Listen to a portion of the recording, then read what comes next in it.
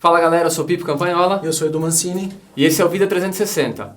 Hoje, nosso quarto e último episódio da nossa série de corridas. A gente vai falar de ultramaratonas e trail run, as corridas de montanha. Galera que se mete no meio do mato, a galera que quer correr 5 horas sem parar, não é isso? Isso aí, vamos ver como é que essa galera vive, do que se alimentam. Exatamente. Não é isso? Bora? Vamos lá? Vamos lá. Vamos nessa. Valeu.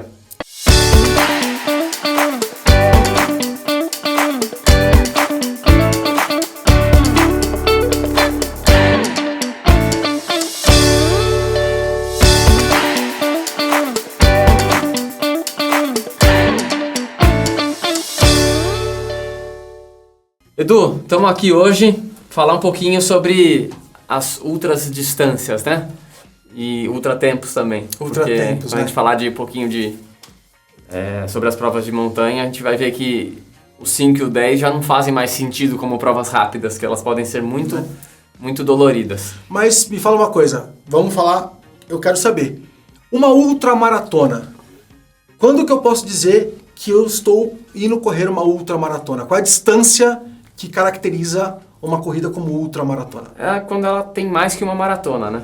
Então, vamos colocar o pé da letra aí, 42 km e 200 já é uma ultramaratona. Eu acho que o nome é mais para trazer que é mais que uma maratona. Eu acho que essa é a definição. Então, a gente tem os 42, 195, passou disso, já é ultramaratona. E ela também perde as regras, né, da maratona. Então, já não tem mais aquilo Mas convencionalmente elas costumam ser maiores, bem maiores que isso, né? A gente vê aí quase nada com 45, poucas provas, mas assim, muito acima de 50. Então 50 e depois números quebrados, porque é o que eu falei, como já não segue regra, não precisa ter um padrão de, 10, 15 ou 21, nessas distâncias eles tentam trabalhar bem o percurso. Passou de 45, 50, ela pode ser 52, a outra pode ser 61, 73, pode ser quebrado, porque já não tem mais é muito mais encaixar dentro da possibilidade de fazer o percurso do que exatamente o tamanho.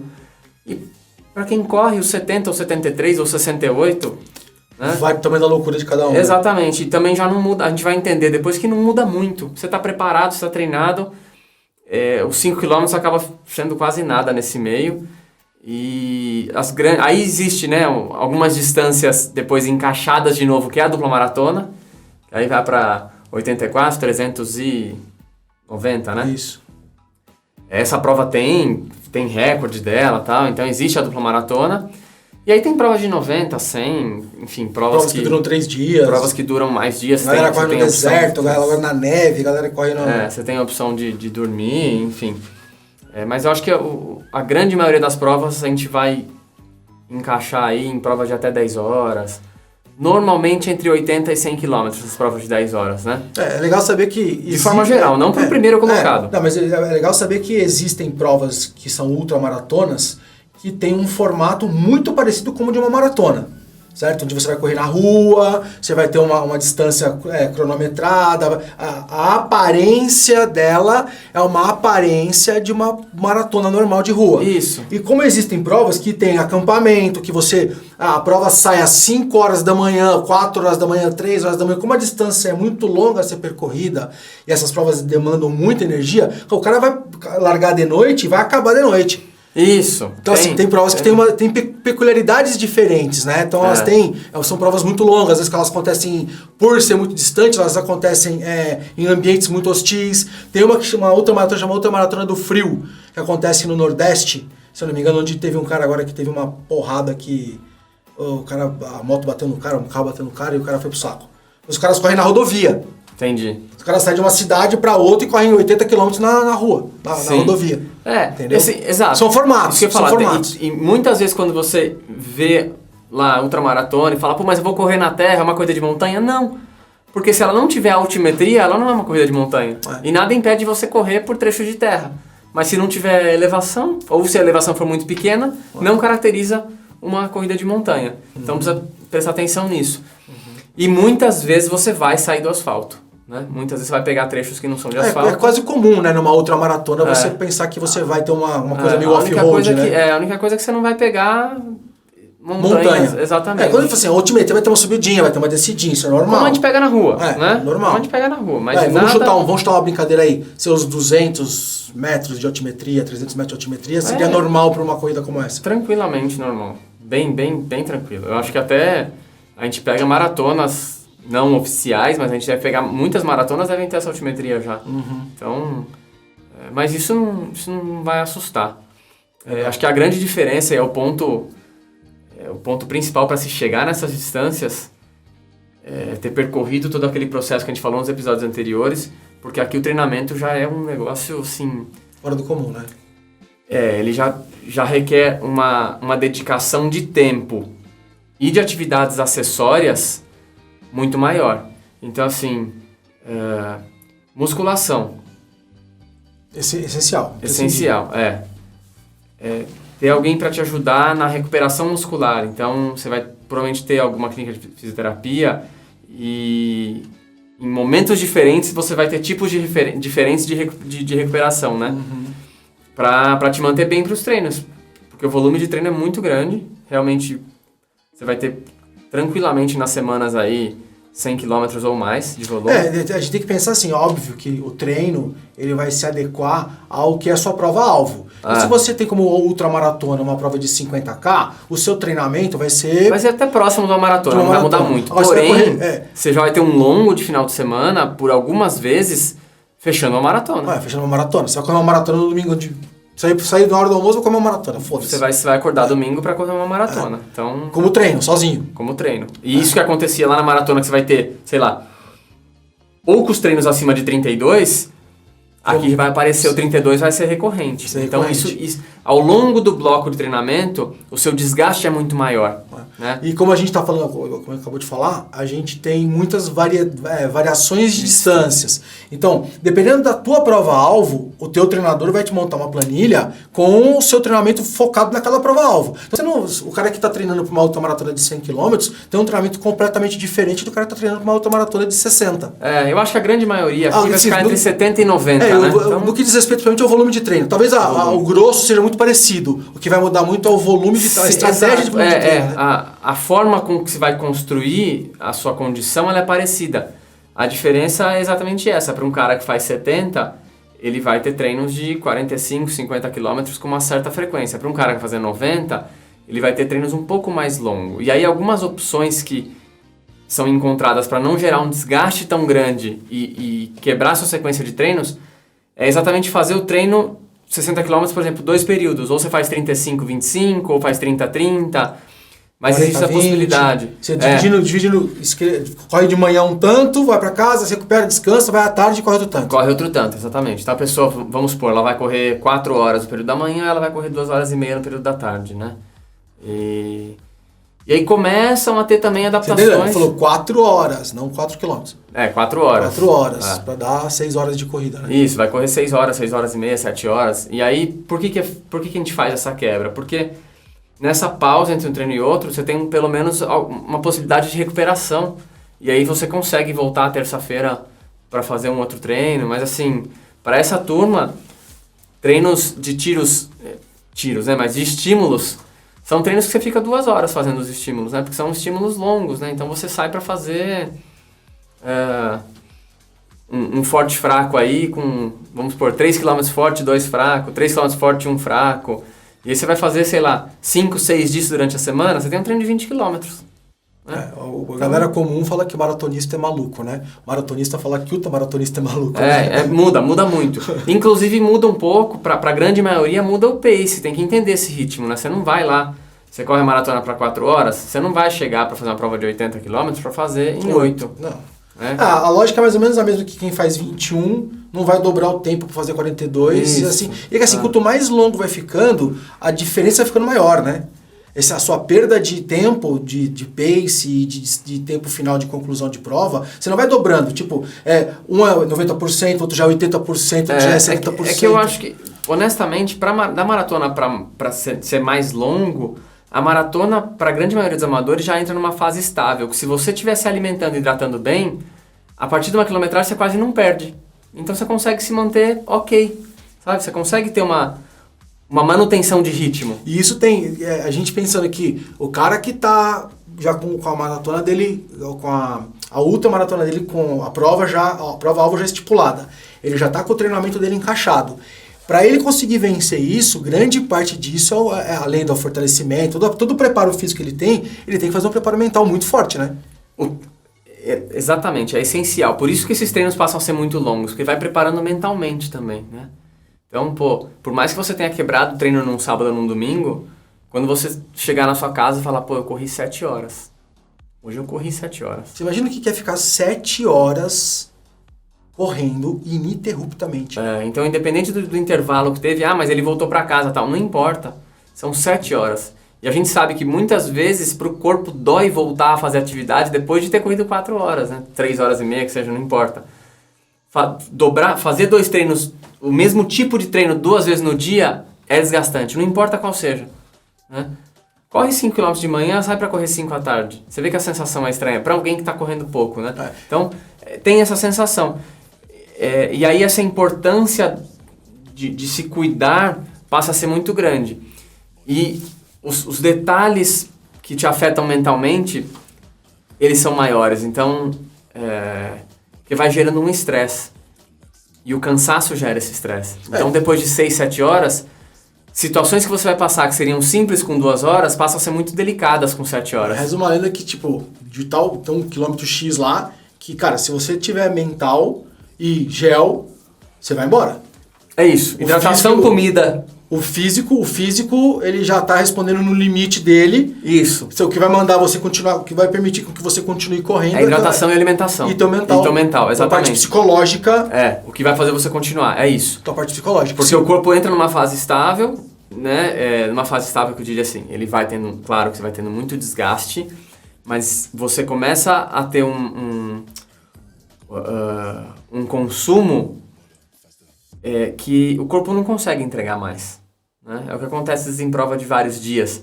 Que a pessoa fala, quanto eu tenho que me controlar no terceiro dia? Quase nada, porque você não tem muito para entregar. Então, o que você vai entregar é aquilo que você tem. E às vezes depois de 5, 6 horas correndo, o seu pace de 6:30 é o que você tem. Você não tem força para aumentar e diminuir fica desconfortável. Então, como que eu vou me manter aqui? Com a cabeça no lugar, me hidratando e me alimentando. Porque o 6:30, 7 que seja, é o que eu tenho para entregar, não tenho mais. Né? Não tem mais muita variação. Então, manter o corpo hidratado e alimentado e a mente sempre determinada. E aí é legal colocar pequenas metas, né? Até para te manter ali dentro da prova.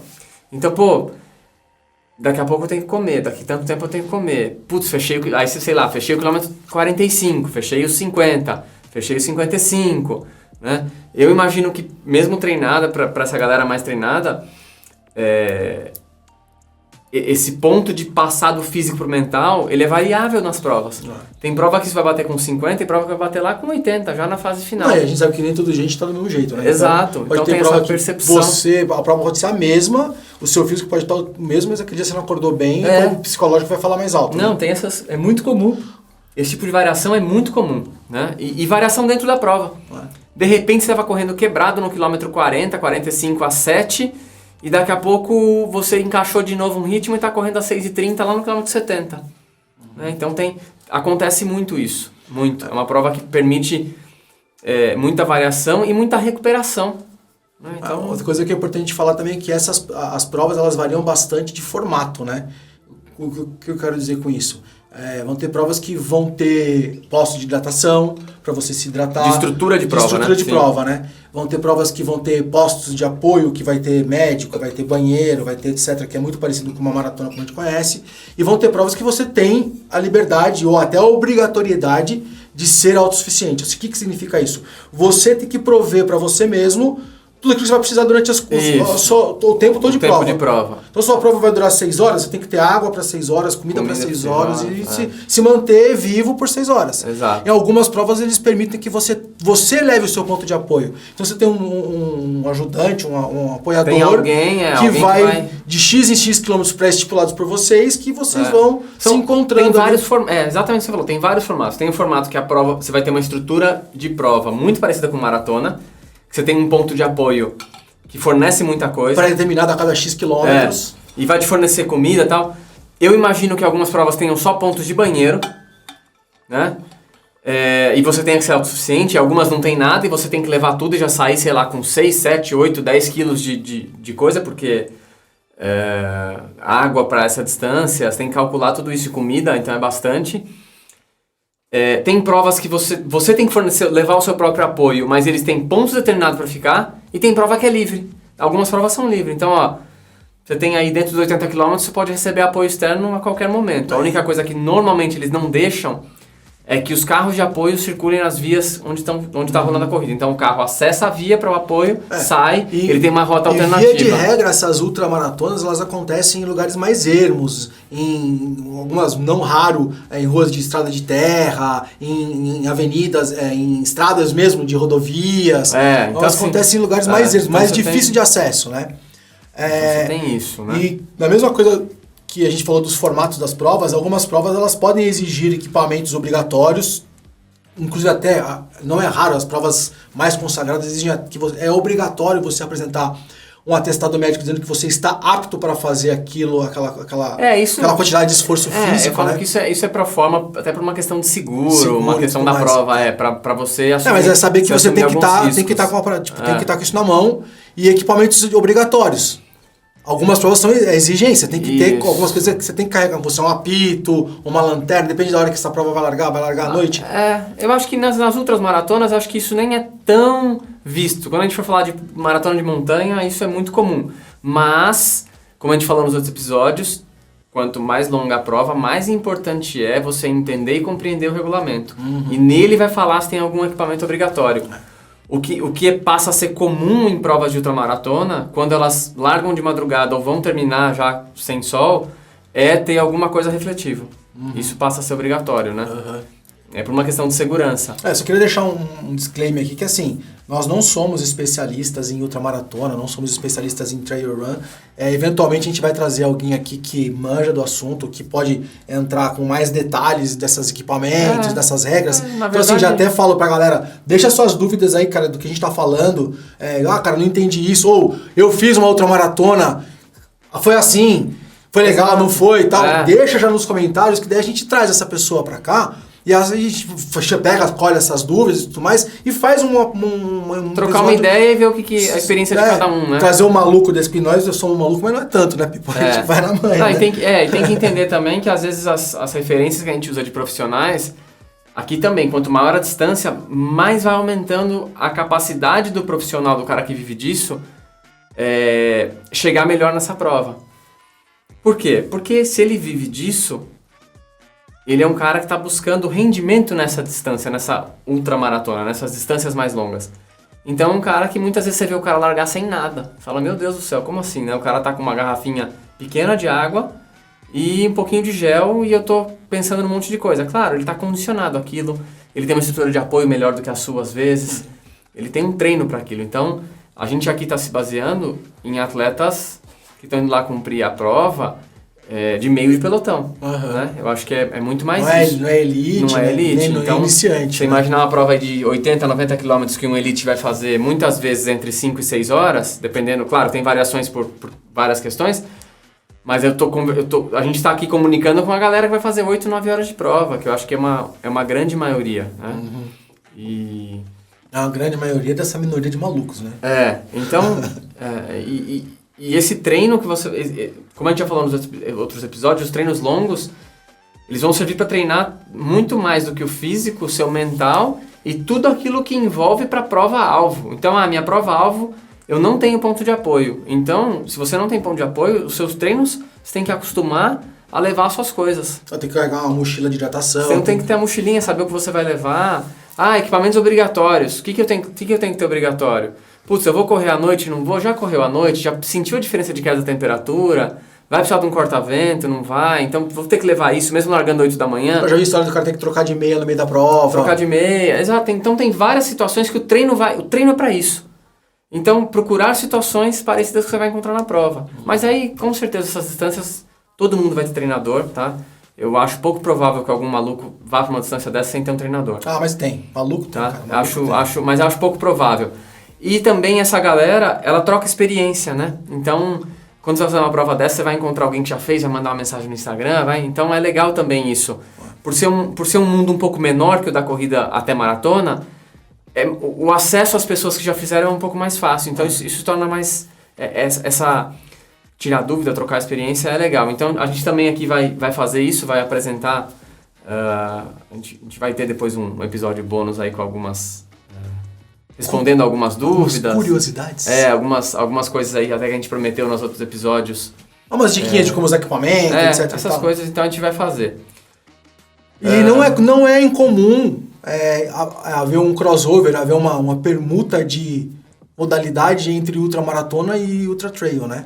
E as trail, que teria as trail runs e as ultra trails, né? Seriam ultramaratonas nas montanhas, né? Então tem as provas de montanha e as ultramaratonas de montanha. Então, provas de montanha. Provas que vão ter uma ascensão acumulada considerável. Não importa se ela tem 5, 7, 10, 15. Existem provas de montanha com várias distâncias. Inclusive tem uma da Red Bull que acho que é 1 quilômetro, né? Que eu sei que eles terminam na rampa de salto de esqui. Então, que é uma parede. Que é uma parede. Então, o cara tem que fazer uma escalada. Isso, eles colocam tipo uma tela. Uma tela, uma corda, né? Toda quadriculado lá de corda, uma rede. E você sobe por ali, meio que segurando com a mão e tal. Então assim, é de montanha? Sim, é de montanha, né? Então é 1 quilômetro de montanha. Mas tem de 3 dias. Exato. Tem 3 dias. Vou até ver se eu consigo depois trazer uma pessoa para falar a respeito dessas provas malucas de 3 dias. Principais diferenças, né? Então, as distâncias relacionadas a tempo. Então, a gente teve um exemplo aí de uma menina que treina comigo. Ela fez uma meia maratona ali perto de 2 horas. Depois ela fez uma prova de montanha de 21 quilômetros e fechou para pouco menos de 4 horas. Então ela praticamente dobrou o tempo. Foi quase isso mesmo. Ela quase que dobrou o tempo na mesma distância. Né? E só para a gente entender a diferença que a altimetria faz e o terreno também, né? Que aí corre na terra o tempo todo. Pensa que você vai estar correndo num lugar onde você vai ter que se agarrar em galho, vai ter que descer pirambeira, vai ter subida que vai estar tão íngreme a subida que não dá para você correr. Você vai ter que subir caminhando. Muitas vezes se agarrando, vai ver gente capotando, vai ter que atravessar rio. É um rally mesmo, né? Um rally a pé. E nesse tipo de prova, aí os treinos mudam totalmente, tá? Que aí realmente você vai ter que buscar muita musculação, muito fortalecimento. Exato, vai ter que ter essa possibilidade de treinar mais a musculação, pensar mais na sua preparação, no seu bloco de preparação, porque vai exigir não só das pernas, né? Os equipamentos obrigatórios que você vai ter que levar, principalmente em provas, acho que acima de 15, enfim, cada prova determina lá. E nesse tipo de prova é essencial você olhar, porque tem provas de montanha em estradão, que aí não vai exigir quase nada. E tem provas de montanha quase que 90% em lugar mata fechada. E aí vão exigir muitos equipamentos obrigatórios. Pra você ter uma ideia, por exemplo, vai ter que ter capa de chuva, vai ter que ter corta-vento, vai ter que ter kit de primeiros socorros, apito, lanterna, bastão. Isso, tem, enfim, diversas coisas. É muito particular de cada prova que você vai ter que ter, de acordo com o que você vai enfrentar. E aí o seu treinamento vai ter que encaixar esse tipo de situação. Você vai ter que treinar em alguma montanha. Exato. Você vai ter que ir para algum lugar. Vai ter que procurar algum lugar que você possa fazer esses treinos de subida. Eventualmente vai carregar o seu equipamento de prova. Aprender a correr com o bastão, se sua prova exigir bastão, que muda um pouco a mecânica. Dinâmica, né? Para correr com o bastão quando você não vai usar o bastão. Né? Correr com o bastão na mão. Né? Vou colocar meu bastão na mochila. Também tem essa opção, né? Vou prender ele aqui na mochila. Mas, entre trechos, às vezes não vale a pena pôr ele na mochila. Então, como é que eu vou correr? São só 500 metros, então eu vou correr com o bastão na mão. Como correr? Então, tem essas adaptações. O tênis é um pouco diferente, é um tênis que ele é um pouco mais pesado. Tem os cravos. Ele tem o cravo, então ele se comporta um pouco diferente. Muito provável vai passar na água, vai lidar com essa situação. Então, às vezes... Ele tem que ter um tipo de drenagem melhor, alguns são impermeáveis numa parte. Exato. Né? Então, assim, questão, levo outra meia, não levo? Provável que você vai lidar com situações adversas nessas provas. Você vai ver algumas pessoas infelizmente se machucando, você tem um entorse, você se corta numa árvore, você não viu e... Escorrega, dá uma ralada. É muito mais comum isso. Então é importante treinar e estar pronto para enfrentar essas coisas. Então a gente vai partir para um outro ponto que a gente falou aqui já de ultramaratona, que na de montanha a questão mental ainda entra nesse ponto, né? De ter que lidar com o sofrimento a mais. Com possíveis e muito prováveis pequenos acidentes, né? Coisas que podem acontecer. Mas acho importante deixar claro assim, todos os esportes, tanto a ultramaratona, quanto a trail run, quanto a ultra trail, são esportes muito legais, tem uma galera muito massa, é no meio da natureza. Cara, como qualquer prova que você está se colocando, como qualquer esporte que você vai se submeter a fazer, ele tem os seus riscos de se machucar. Claro, mas cada um no seu nível, cada um na sua peculiaridade. Isso não torna menos legal. Não, cara, eu acho fantástico. Eu tenho a maior vontade de fazer todas elas. O que me falta é competência física. Mas vontade não me falta. Seria um louco desses com a maior absoluta certeza, entendeu? E outro ponto, conhecendo os seus limites, você minimiza isso, né? Porque aí você vai descer dentro do seu limite, você vai pular, atravessar um rio, alguma coisa, tudo dentro do seu limite. Então, treinar é importante para que você esteja capacitado a fazer aquilo que a prova exige. Isso cara, quanto mais treinado você tiver, quanto mais dentro do universo do esporte que você está praticando você tiver, menor é a chance de você se machucar. Porque você vai estar mais preparado, vai estar mais atento. Como é que se escorregar, como é que eu faço para cair?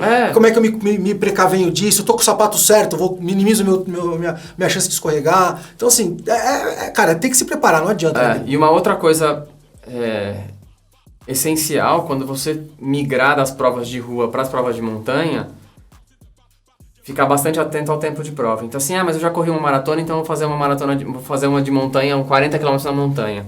Cuidado, né? Eu acho sempre interessante você dar um passo atrás quando você muda de mundo. Diminuir para cortar pela metade a distância. Corta a distância, faz uma de 15, entenda como vê se realmente você se adaptou àquilo. Porque tá tudo bem também se você fala, eu fiz e não gostei.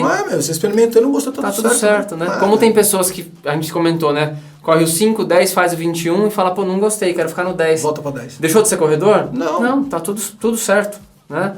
Como tem pessoas que quando chegam no 21 e 42 não querem mais correr 10 e 5. E também tá tudo certo. Então nada impede de você ir lá, fazer uma prova de 20, 25, que seja na terra, e falar na montanha, falar, não gostei. Cara, eu já ouvi relatos da galera que saiu de corrida de rua, que corria maratona de rua, cara que era bom de maratona, pra fazer foi pro trail, falou, cara, não volto mais pra rua. Vai muito daquilo que você tá buscando, né? Se você tem as condições para treinar, se aquilo te dá prazer, se é gostoso, se você tem vontade, não tem problema nenhum, né? E hoje eu vejo que tem uma galera que quase não corre rua, que foi pra montanha desde o começo. Já começou na montanha. Já começou na montanha, que é legal também. Começou ali fazendo as provas mais curtas, às vezes correu uns 5 ou 10 na rua e já migrou pra montanha. Então começa a correr e já direciona. Eu acho que a única coisa é que no trail run, nas provas de montanha, o regulamento informando os equipamentos tem que ter uma atenção dobrada, exatamente por aquilo que você falou. Você passa por uma vistoria ou na hora de retirar o kit ou antes de largar. Às vezes você vai acessar o seu lugar de largada, eles vão verificar se está com os equipamentos obrigatórios. Se não tiver, você vaza, mano. Se não tiver, você não faz a prova. Então, tudo aquilo que você preparou fisicamente, mentalmente, financeiramente, sua logística toda, e aí por um equipamento obrigatório que você não leu, não prestou atenção. De repente uma mantinha térmica que custa R$15, é desse tamanho assim. Dependente do que seja, né? Às vezes o apito. Então, assim, uma outra coisa interessante é essa verificação pré-prova, porque eventualmente se você esqueceu, se você entrar em contato com a organização, eles são sempre muito solícitos em até entrar em contato com os atletas, porque muita gente tem coisa, leva equipamento redundante. Leva redundante. Porque, sei lá, cara, pode acontecer, até porque, eu falo, todo mundo já vivenciou, né? Então, no meu caso no ciclismo, eu tenho muitas coisas que ficam comigo dobrado, porque sobressalente, né? Então, cara, esqueci um óculos. Essa galera é muito unida, a galera é muito de boa. É uma galera que já passou por isso. A galera quer ajudar, então eles já sabem. Muitas vezes, é claro que não tome isso como regra, mas muitas vezes até a organização vai te ajudar. Porque o cara quer que você seja Porque feliz, para ele é interessante que você faça a prova.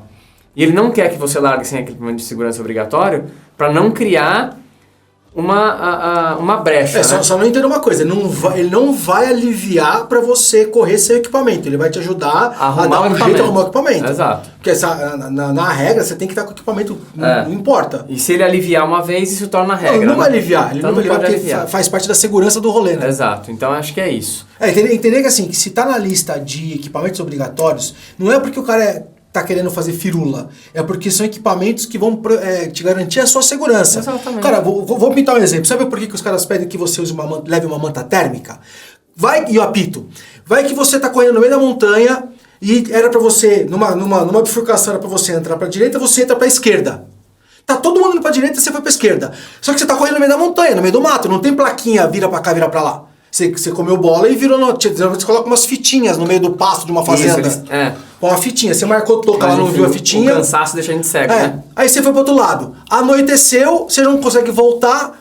O apito é pra você chamar atenção, pra pedir socorro. E a manta térmica pra você não morrer de frio, cara. Porque no meio da montanha é frio pra caceta. Você entendeu? Então assim, é por segurança, não é por frescura. Exato. A lanterna, tá de noite. Você tem que enxergar a rua, tem que pegar alguma coisa. Tem que ter lanterna. Claro. Então assim, é por segurança, não é por frescura, né? Sim, sem dúvida nenhuma. Isso aí tanto que não são todos iguais. Não. Então, a organização monta isso de acordo com as necessidades. De acordo com o tipo de terreno que a prova vai acontecer. O que a prova vai exigir. Só para falar um pouquinho sobre as provas, só você colocar aí no Google sobre ultramaratona, você vai encontrar um monte, e corridas de montanha também um monte. Tem os circuitos mais famosos, tem as provas mais famosas, tem provas fora do Brasil, mas enfim. No Brasil, uma que eu vi rapidinho que é legal, tem uma dupla maratona no Rio, né, 84 quilômetros. A ultra mais famosa, das mais famosas é a Conrads na África, né? Que se a gente entrar nesse mercado, a gente vai ficar maluco aqui, porque tem um monte. Ela é tradicional, mas tem um monte. Quando a gente fala de montanha, então, hoje tem um monte de organização fazendo prova de montanha aqui no Brasil. Tem circuitos, né? Tem um da... Cara, enfim, hoje tem diversos, né? Porque o próprio Xterra tem hoje prova só de corrida. A Mont Blanc é famosérrimo, que acontece no mundo inteiro. Isso, então... O TMB, né? Tem o circuito KTR da Kailash, né? Kailash Trail Run, tem várias provas. Melhor coisa hoje é colocar no Google. Com certeza já tem alguma organização fazendo prova de montanha perto aí de onde você mora. E, cara, vai se divertir. Se você tem vontade, vai fazer. Se você foi lá e não gostou também, não tem problema, volta pra rua. O importante é procurar aquilo que te dá prazer, que possa trazer satisfação para sua vida de trabalho, para essas coisas todas. Tem que ser prazeroso, tanto treinar quanto competir. Né? Acho que esse é o ponto. Claro que é legal, você não vai ver um cara treinando 60 km no final de semana se ele não tiver uma meta de uma prova. Né? Então, as pessoas têm as provas como referência para manter o estímulo, porque realmente é desgastante, é custoso fisicamente, financeiramente, socialmente, tudo isso. Então, lá na frente tem que ter tem que ter o pote de ouro, né? Você tem que ter a satisfação que é terminar. Então, independente da distância que escolha, minha orientação sempre tá com o treinador, ele vai te ajudar a percorrer o caminho correto, não é encurtar caminho, é percorrer o caminho correto até chegar no seu objetivo e deixar o seu objetivo possível. Né? Porque a gente ouve às vezes cada situação e umas viajadas da pessoa pressupondo um resultado que você fala, putz, isso é muito difícil. Uma coisa que é muito importante, qualquer esporte que você for fazer hoje, que você for iniciante, que você for iniciar nele, existe uma penca de canal no YouTube que você faz uma imersão naquele esporte antes de você mesmo sair de casa. Você consegue assistir um monte de gente que faz um monte de prova, você começa pelo menos de forma virtual e entender como é que não é, para onde vai, para onde não vai, qual é o equipamento, como é que é a dinâmica. Aí se isso te incentivou ainda mais, aí sim você vai atrás de um treinador, começa a ver qual é que é.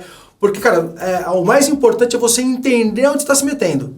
Será que essa loucura que eu tô comprando é minha loucura mesmo? Isso, exato. Seja correr uma maratona na rua, seja uma ultramaratona, seja uma trail run, é importante você entender esse universo que você está se colocando nele, para que já comece desde já a parar as arestas, né? Você sabe eu acho que tem que estar preparado, né? Exatamente. E aí você vai para as cabeças, bicho, vai ser feliz, né? É isso aí. Não é? De novo, eu quero deixar um disclaimer aqui, nós não somos especialistas nessas modalidades. A gente tentou trazer para vocês aqui um apanhado geral sobre o que a gente conhece disso, né? Se a gente falou alguma merda, desculpa. Se você entende diferente, coloca aí pra gente de novo, tá? A gente tá... Cara, são orientações gerais. O que a gente quer é que você continue aí fazendo as suas corridas, independente da distância, do terreno que você vá escolher. Eu acho que a gente está aqui para apresentar o intuito dessa série com 4 episódios, e esse sendo o último, era apresentar as possibilidades dentro do mundo da corrida. Que ainda faltam algumas, né? Ainda faltam as corridas que envolvem as partes olímpicas, falta... mas a gente vai abordar isso num momento específico de uma outra série que vai falar mais dessas modalidades específicas, né? Porque a hora que a gente vai falar, aí vai entrar em atletismo, né? Porque hoje, do que a gente falou aqui em Olimpíada, só tem a maratona realmente, mas aí vamos para uma outra, a gente vai fazer uma outra série de esportes, tá? Já deixo aqui para você tantas, que gostou. né? A gente vai tentar pegar por modalidades, sempre montar algumas séries. Claro que bem provável que algumas modalidades a gente tenha que estar com algum especialista aqui do lado para poder falar, e às vezes também ela não caiba em muito mais que 1 ou 2 episódios, mas isso não tem problema. A gente quer apresentar modalidades e o mundo do esporte para vocês de uma forma geral. A gente está começando por um dos maiores e mais famosos, que é a corrida, mas a gente vai voltar a falar, provavelmente até de corrida dentro de outras modalidades, né? Porque ela vai englobar alguma parte de outra série nossa, mas já deixo o convite para você se inscrever no canal, dá o like aí no vídeo se você gostou, dá lá o joinha, ativa a notificação. Cara, quando a gente coloca vídeo novo, você recebe a notificação lá para saber exatamente o que está acontecendo no nosso canal. Importantíssimo. Vai ter um vídeo extra dessa série com algumas mais dicas. A gente vai responder algumas perguntas aí da galera aqui. Então já deixa a sua pergunta. Cara, eu não entendi isso, queria saber mais sobre isso, gostaria de ver isso, eu entendi diferente. Cara, critica, comenta, fala o que vocês estão achando. Estão curtindo a proposta do canal? Tá legal a proposta do canal? Fala aí pra gente, cara. Até a modalidade que você quer ver. Se você quiser ver uma outra série, você deixa a modalidade aí de sugestão pra gente encaixar na nossa agenda aqui que a gente vai fazer. E se o DJ pede dica, traz fulano pra falar, dá uma dica de quem que você acha que a gente pode conversar, né, cara? De repente, quem sabe da liga, né? Cara, eu falei, é um mundo infinito, a gente vai fazer o que tiver ao nosso alcance. A gente tem proposta também pra, às vezes, até apresentar um outro formato aqui, quem sabe trazer um ao vivo quando for possível. Vai acontecer, em algum momento vai acontecer. Vai acontecer. Mas é isso aí, então a gente encerra hoje nosso último episódio da série de corrida. Fiquem ligados que vem mais coisa legal aí falando de esportes. Quem sabe os corredores que acompanharam a gente aqui não queiram se aventurar em alguma modalidade das próximas séries. Fechou? É isso? Fechou? É isso, people. Vamos correr? É isso. Então, bora correr, galera. Exato. Espero que todos terminem aqui querendo correr para alguma distância em algum lugar. Em busca da nossa melhor versão. É isso aí. Bora lá? Valeu. Um abraço, até a próxima. Valeu.